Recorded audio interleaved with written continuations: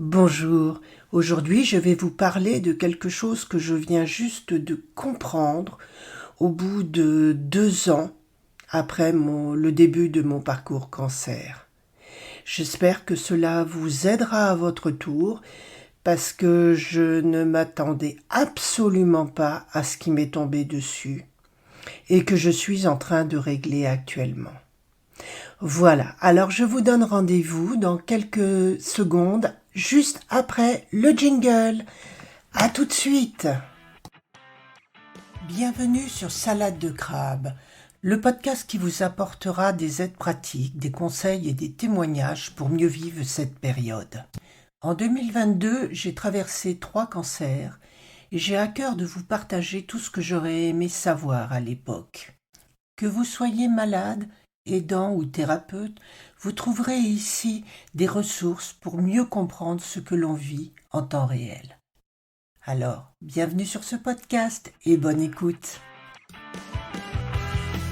Alors voilà, je suis prête à me dévoiler encore une fois pour vous aider à votre tour à passer ce cap du cancer. Vous savez peut-être que cela fait presque 1 an que je me débats dans la dépression parce que même si tout va très bien pour moi, si les résultats sont bons, si je n'ai rien au sein ni au poumon, eh bien j'ai du mal à reprendre pied dans ma vie. Pourtant, j'ai tout fait pour y arriver. Entre les accompagnements, sophrologie, les soins de post-cancer, à la vie, la santé, l'aide que m'a apporté journellement l'EFT que je pratique, eh bien, malgré tout, ça le faisait pas.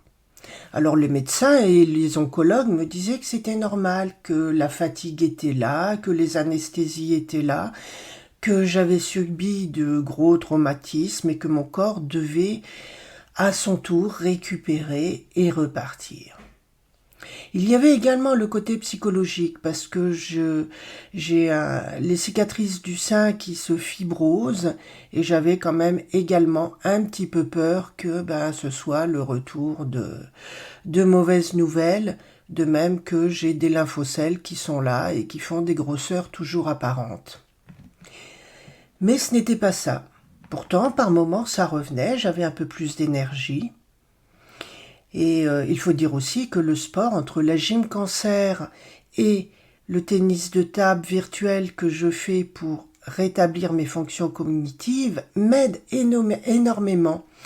De même que ce dont je parlais dernièrement dans un épisode, qui est l'épisode 59 sur mon hobby, le scrapbooking m'a aidé également à replonger dans cette envie de créer des choses tout en étant absolument pas fatigant et en recréant également du lien social avec d'autres personnes, me faire d'autres amis, voir d'autres gens. Tout ça m'a aidé et m'aide. Mais par contre, j'ai eu une grande révélation et un grand choc en même temps. Parce qu'il y a quelque temps, j'avais rendez-vous à la clinique antidouleur de mon CHU.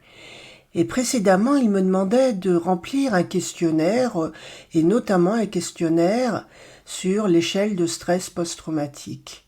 Dans son questionnaire, on me demandait comment je vivais actuellement, mes souvenirs, si j'avais des cauchemars, si je pouvais en parler, si j'avais des pertes de mémoire, enfin tout ce genre de questionnement. Et là est montée une énorme bouffée d'angoisse. Pourtant, je croyais avoir tout réglé. Parce que, avec l'EFT, maintenant, je peux parler sans aucun problème et je pensais avoir mis de la distance avec tout ça. Bon, je suis arrivée à le remplir tant bien que mal. Et plus tard, quand j'ai vu la spécialiste, parmi d'autres choses, elle m'a expliqué que, effectivement, j'avais un score assez élevé dans le niveau de stress post-traumatique. Et là, elle m'a expliqué que le cancer, que tout le parcours du cancer était parsemé de chocs que nous vivions chacune à notre niveau. Ce qui pouvait être un choc pour l'une ne l'était pas pour l'autre. Et les chocs étaient de divers ordres. Il y avait le choc de l'annonce, le choc de la maladie, le choc du face-à-face avec la peur de la mort, enfin énormément de chocs. Et en ce qui me concerne, il y avait énormément de chocs également concernant l'annonce du cancer, notamment le nodule du poumon, la manière dont j'avais été traitée, les douleurs que j'avais subies qui auraient pu être évitées. Enfin, tout ce côté relationnel, plus que ce que j'avais vécu physiquement, qui était quand même aussi dur, qui était fatigant, peut-être moins qu'une chimiothérapie, mais tout aussi éprouvant pour le corps, et que donc, il fallait me faire aider. Et là, j'ai dit que j'avais bien vu les psys de la clinique et de l'hôpital, mais que malheureusement, en ce qui me concernait, cela ne m'apportait pas grand-chose, puisque je leur disais ce que je savais déjà et que cela ne m'amenait pas plus de solutions, plus de réponses.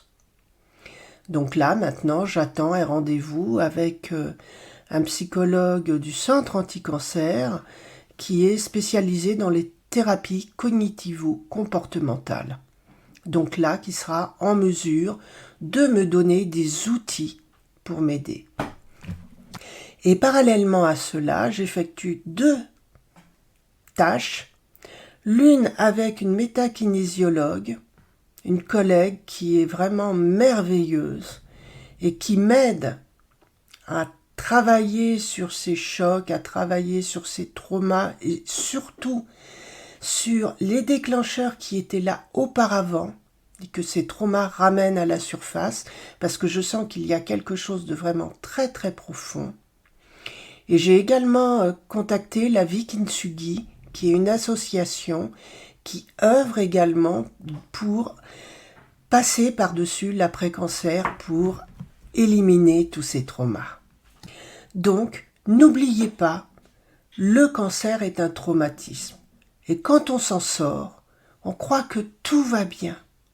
On croit que tout est terminé.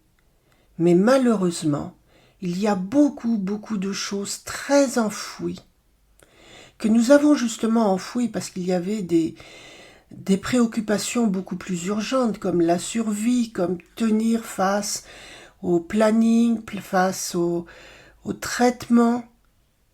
Et cela doit être traité, nous devons nous faire aider par des spécialistes pour justement arriver à éliminer tous ces problèmes, tous ces traumas, tous ces déclencheurs.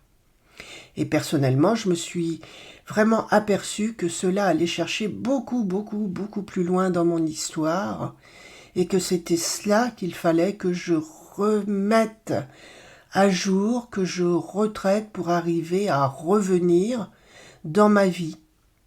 Pas la vie comme avant, évidemment, mais dans une nouvelle vie qui s'ouvre à moi.